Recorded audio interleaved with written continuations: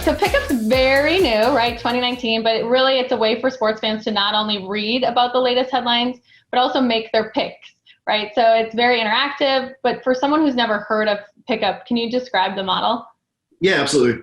So in 2018, this law called POSPA was repealed, and that happened in May 2018, which is when I sent the first email about this. It had been on my mind, it had been something I'd ideated on and like kind of planned out, but wasn't in a position to move forward with it until something like that happened. And my co-founder Chris and I at that time sat down and basically said, look, there are three things happening. There's sports betting, there's a major shift in sports media, and because of the digital nature of the way people communicate today, there's going to be a fundamental shift in fan engagement.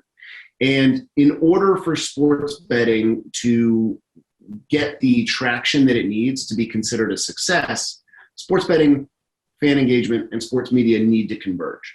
There needs to be something that holds those things together. So you graduated from the Ohio State University, rich in sports history and culture, really a college. How did that really launch your path for your career path and what you do now? It's so interesting because when I was at Ohio State, it wasn't really about sports business for me. You know, it was like the sports were all consuming when you were at Ohio State, and so it became a part of my life. But it wasn't really something that I thought about as a direction for a career. When you look at something like Ohio State, it's an amazing place, and they have an incredible history of not only incredible athletes, but astronauts and politicians and all sorts of amazing human beings, right? You get that with a large state school. But when I went there, I saw a really cool opportunity. What I saw was 50,000 kids go to that school, right? On game days, we get 200,000 people coming to campus. And in 2005, which was my second half of my first year there, we saw a hole. We saw like an opportunity to create something cool. There were a bunch of students that were sitting in dorm rooms or apartments. They had pin boards up with menus on them, and they would be calling in their orders, between 5 p.m. and 5 a.m. And then they would be going back to their laptops, and they were probably on AIM or doing whatever was, it's like kind of hard for me to think back. And I clearly now dated myself. But I remember, did all that. So, all the noises from AIM chat. Exactly, right? And so we ended up building a technology that enabled students to order food online. We went to all of the restaurants up and down High Street, and which was the main street there, and got these restaurants to put a fax machine into their like back order area.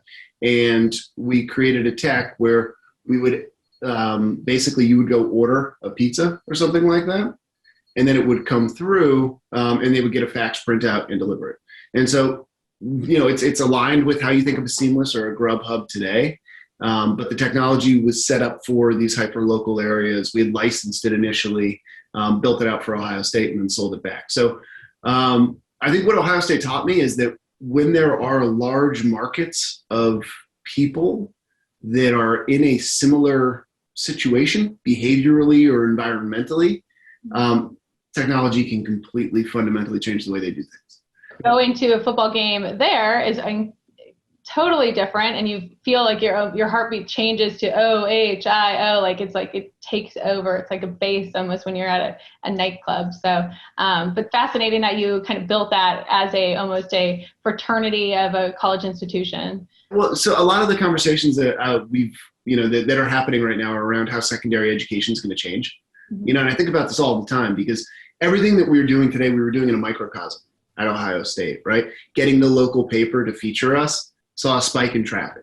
When on game day, this was one of the coolest things we ever did, and it's just worth telling. But on game day, one of the things that we did, so Ohio State's blessed because game day comes at least once a year, if not twice, if it's a big Michigan matchup, right? And in 2006, the second year I was running this, game day came, the site was up, everything was going all right. But we realized that the signs, the game day signs, it was still early on and nobody had really utilized it for marketing yet. Okay. And so I found the tallest kid that I knew and I paid him with college currency, which was a case of beer at the time, and I got him to hold up a sign, and the sign said Jim Tressel orders at sloopymenus.com. And we crashed our site, and I got an email from ESPN that was like, nice, but don't do it again. Yeah. Oh my gosh. That's funny though, how clever and unique in terms of trying to find an opportunity for marketing and trying to figure out a way to get the name out there where it wasn't quite like it is today in terms of how people are advertising and getting their companies noticed. So right, that would be like a retweet from ESPN today on a college football Saturday is like the power of something like that happened.